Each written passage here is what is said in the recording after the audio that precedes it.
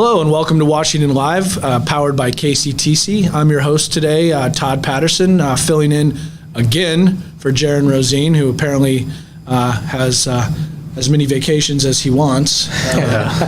I'm here. I'm joined in the studio with our producer, Nick Steffens, and our publisher is Matt Bryant.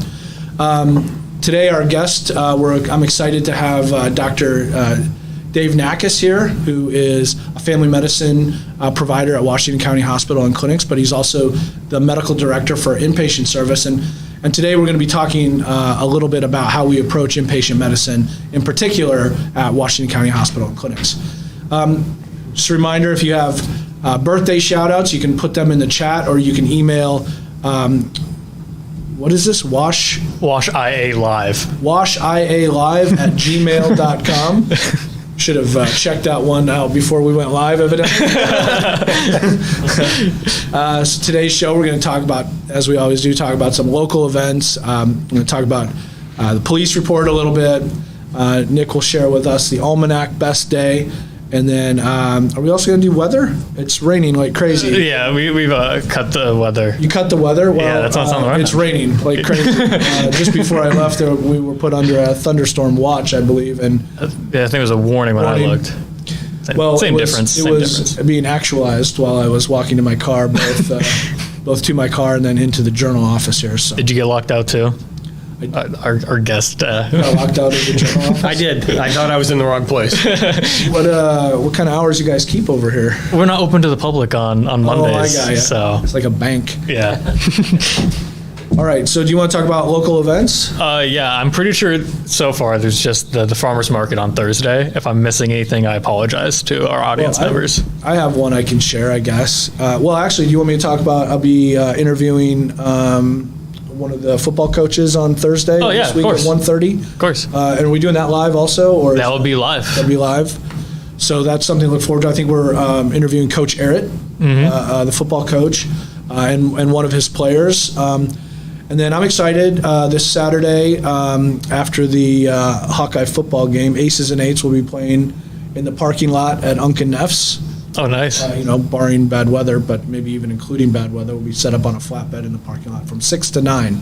So if you're interested in that, if you're Aces and Eights fan, we'll be there. So nice. All right.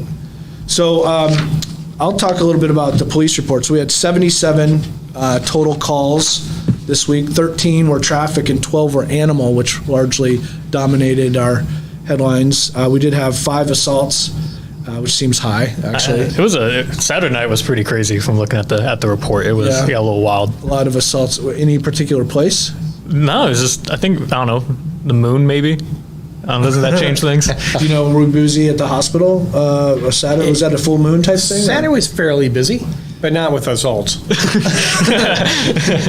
It's interesting. We actually see significant increases in our volumes in the ER and other places during full moons and things like that. So, really? Yeah.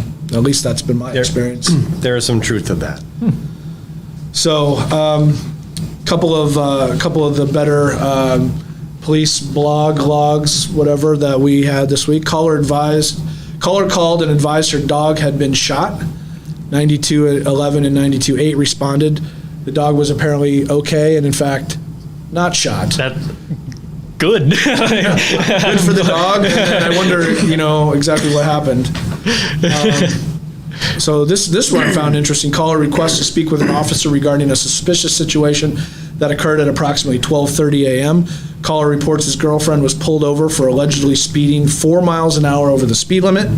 Officer didn't have a radio, and the uniform didn't look like a patrol officer. So maybe some, what do they call that? Impersonating an officer business. Yeah. He didn't have a radio. He didn't radio anything in. He searched the vehicle, and she had some ammunition in her car that said was illegal. So that's an interesting call. Yeah, I mean, he searched the vehicle. that's kind of scary. Yeah. That there's people out doing that. Another report is a vehicle that was broken into during the night. An orange bandana was left behind. So not the greatest of burglars here. No, but I wonder if that's their calling card. That's what I thought when I first read it. They break into people's cars and they leave an orange bandana. So they're either Either we have the orange bandana bandit. The orange bandana bandit. Is on our hands, or it's the worst criminal in the county. All right. Caller reports a man on a bicycle is at a house on the corner across the street and urinated in the front yard on the side of the porch and is now behind the residence and doesn't live there.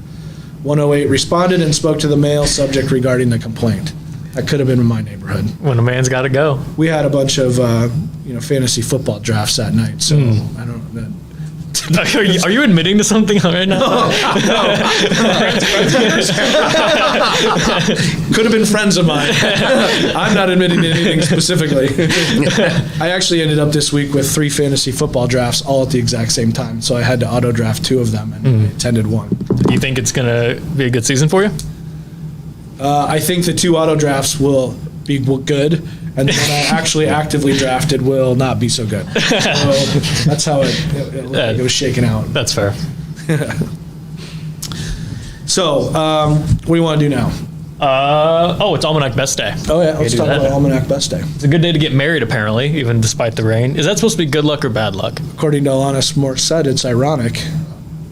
Huh. But I think it's supposed to be good luck. That's what I've always heard. That's what I heard too. So yeah, so it's a good day to get married, apparently. Okay.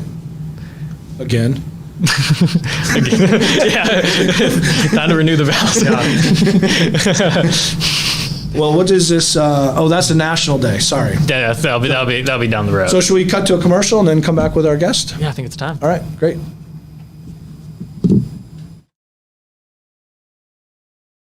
At Ace, we're eager to assist you with all your shopping needs. Whether that be finally painting that room, getting ready for the next hunting season, or upgrading your bathroom. Whatever it may be, we'll make sure you get what you need. Ace is the place with the helpful hardware, folks.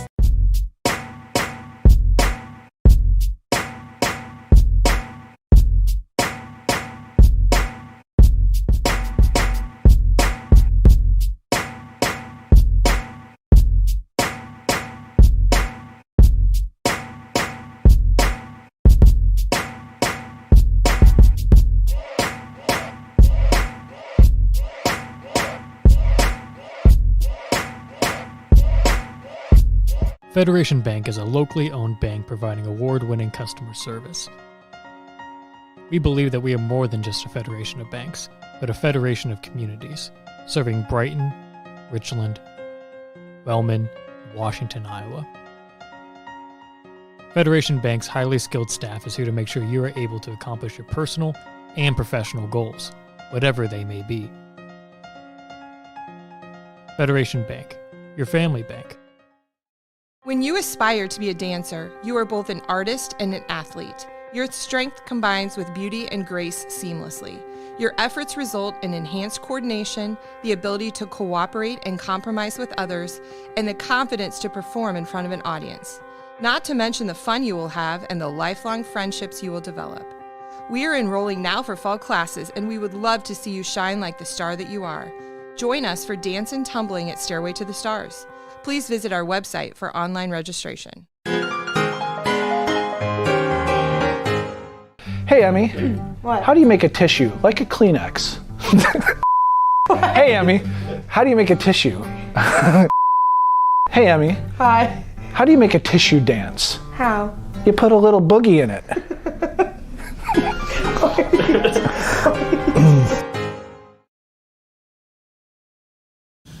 Well, welcome back to Washington Live. You just heard probably one of my better dad jokes, although it did take me 3 times to actually. It was that good. It was pretty good. You want to hear a live one? Sure.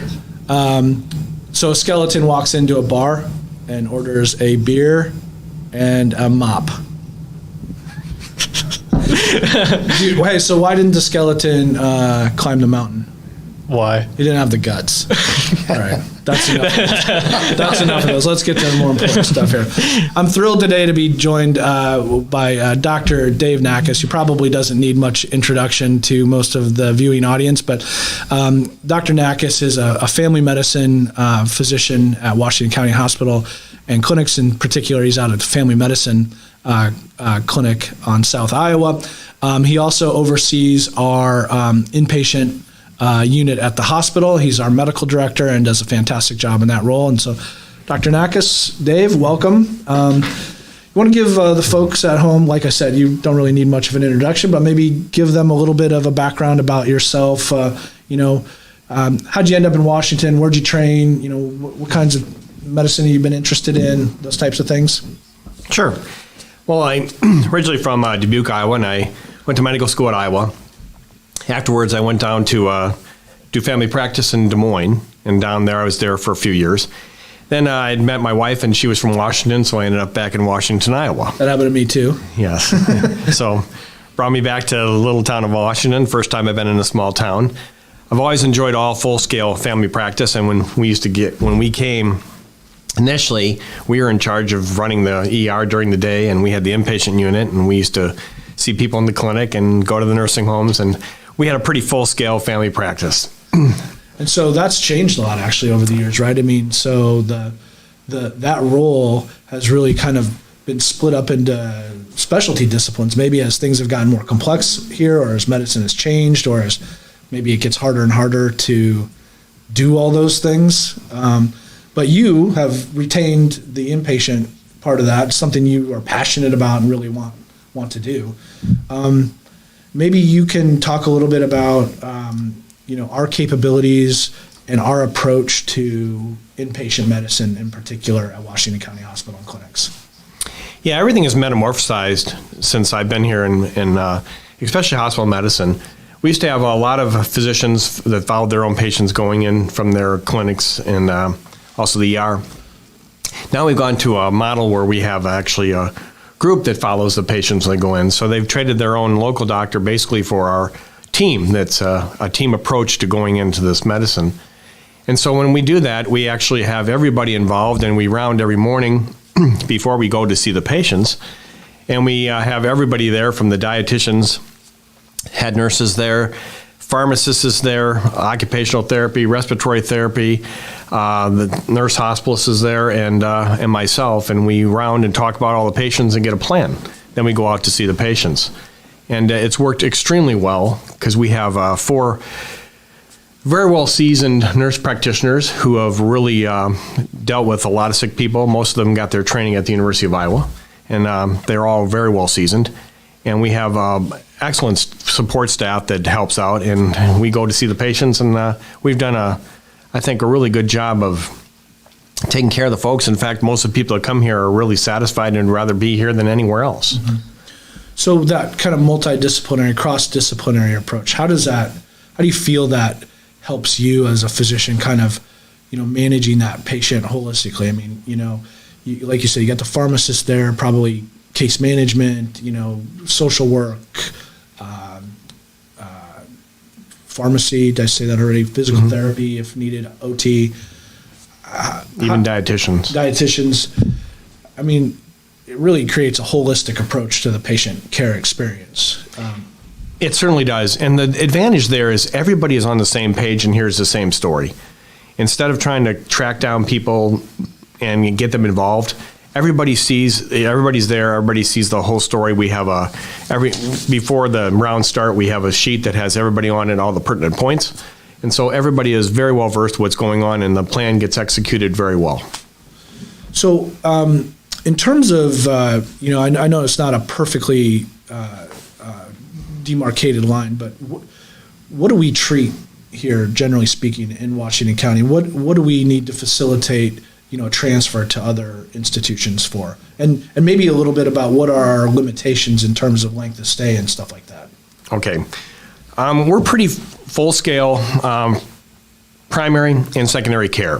Things that we don't handle, we don't want to handle, or we can't handle, we'll send up north. And these would be things like if somebody's having a heart attack or somebody's having an acute stroke. But we'll handle things all the way up to intubation for respiratory problems. And even with COVID, we've had to become a lot more versed with that because there just wasn't the room for these bigger institutions to take our patients.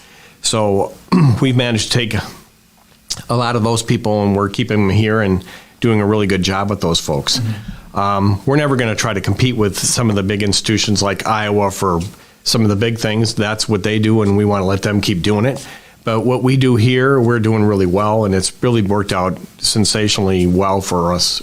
So what are some of the primary conditions that you take care of in the hospital? We'll take everything from congestive heart failure, atrial fibrillation, pneumonias, cellulitis, all sorts of infections. We even have people who have already had a stroke and they're too late in the process to go north, so we'll take care of that from here. We have people on the floor like that all the time.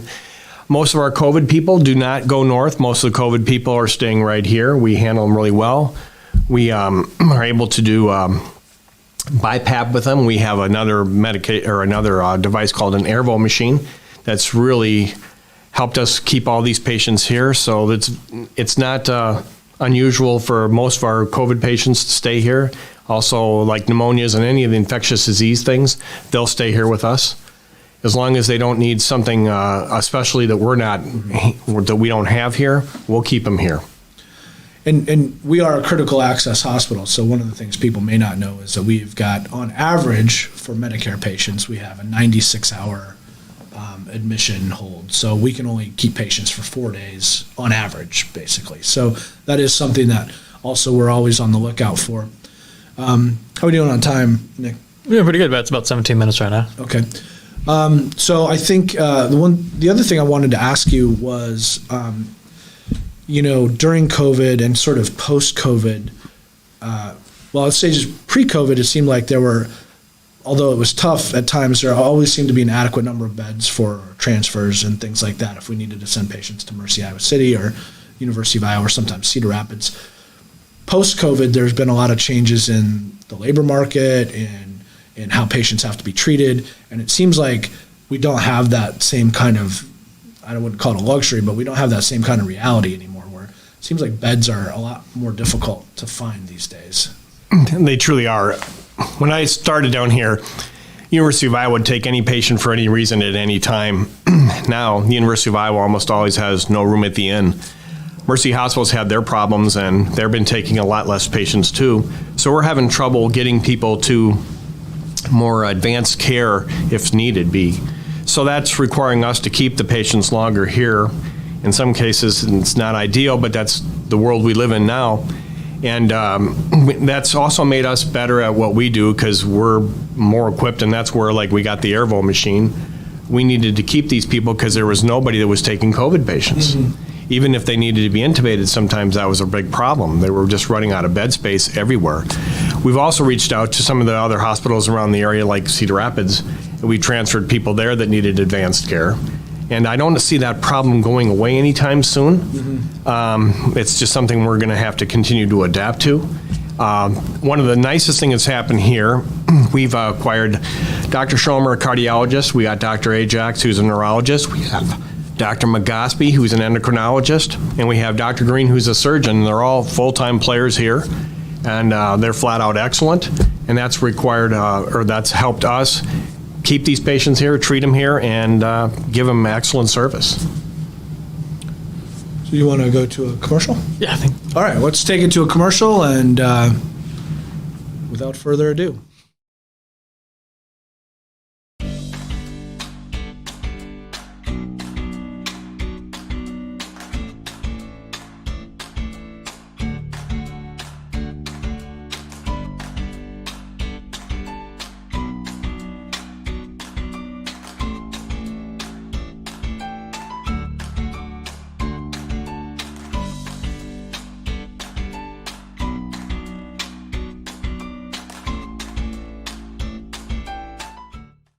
Since 1905, Kelowna Cooperative Technology Company has helped our community stay connected with the latest advancements in clear, dependable telecommunications services. KCTC provides rural Iowans with access to high-speed fiber internet, as well as phone, television, computer repair, and cybersecurity solutions. We're also proud supporters of local organizations and area schools within the community. KCTC, keeping Kelowna connected.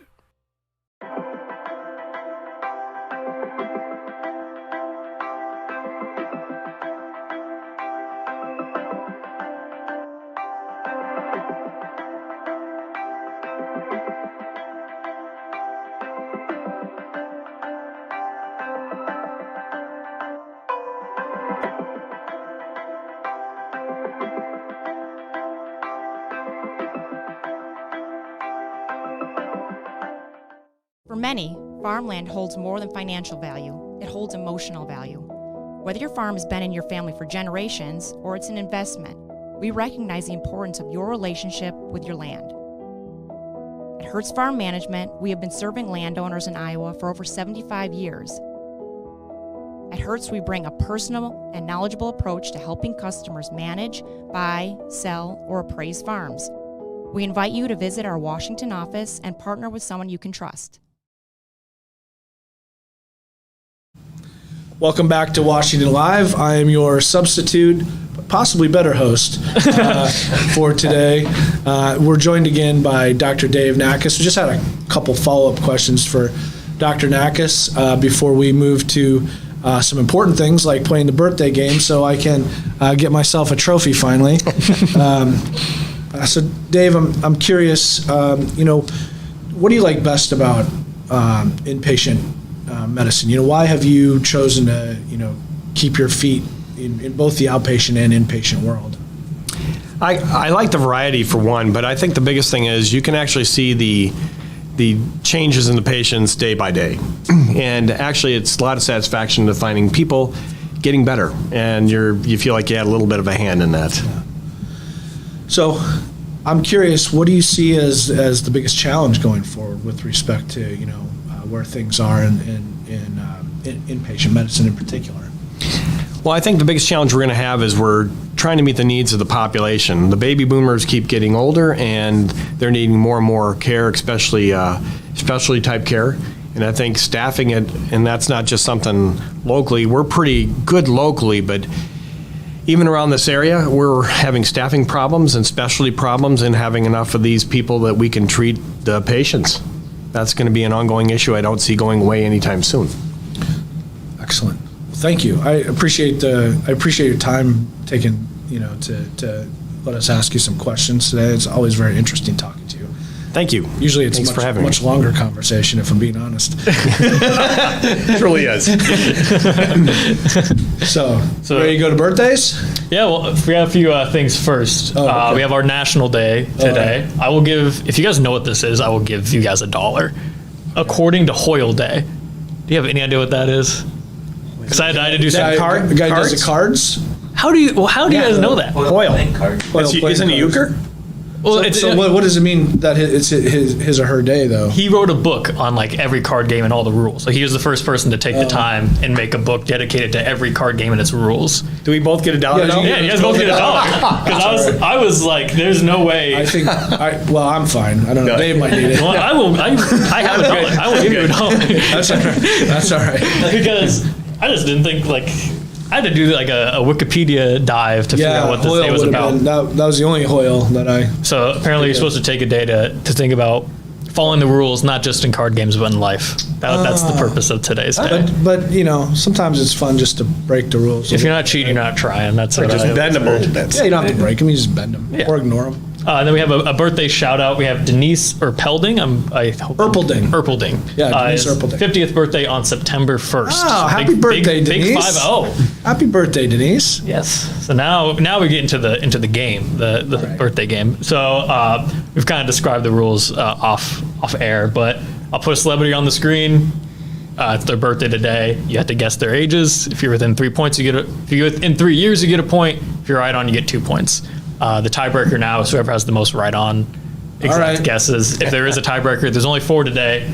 First up, we have Liam Payne from One Direction. We kind of talked about how you're a big One Deer. Yeah, that's not accurate at all. I wouldn't know this guy, not even, I'd say 32. I'd say 33. He looks like... It's like Price is Right. You're Yeah. trying to go one over. He is actually 29, so Todd, you get a point. All right, Yeah. I'm going to mark that down. I'm going to get you, Nacos. Then we have Leah Michelle from the TV show Glee. You also tell me how big of a fan of Glee you are. I think she's on Broadway now. 28. I want to say 35. She is 36, so we Holy tied it cow. up. All Tied it up, 1-1. Okay, we're moving. I will admit today's birthdays kind of suck Has he been celebrity-wise. Googling? Yeah, I saw him before. You probably should have got it right on. He paid me $5 to throw this. So I skipped to tomorrow's, the 30th, because today's birthdays kind of sucked. We have Cameron Diaz. Her birthday's tomorrow. How old do you think she is? 50. I bet you she and Denise Erpelding are the same age. Yeah. You took my bet. You can guess the same. I'll say 53. She is 50. Oh, wow. Well, you're not going to. Hey, you still got a point though. So You better we're get 3-2 right now, going into the last one. So this finally someone that's like not an actress or anyone. We have Warren Buffett. I'll let you take the first shot. the billionaire. I say 86. Yeah, that would have been my guess too. 85. He is actually 92. Holy cow. He is getting up there. So that puts us 3-2. So active, you know. If that's a recent picture, he looks great. It was kind of hard to find a good, more recent photo. There's some without the fancy lights and everything that he looks. I don't know. You might be getting to the looks age where I 100. should stop listening to him. All right. Well, are we ready to wrap it then? I think so. You get a trophy. I know. I'm taking this home. Don't forget it. Well, thanks for joining us on Washington Live. Please like, follow, and share. Share your suggestions in the chat or email at washialive@gmail.com. I'm your host, Todd Patterson, and we'll see you soon. Thanks for watching.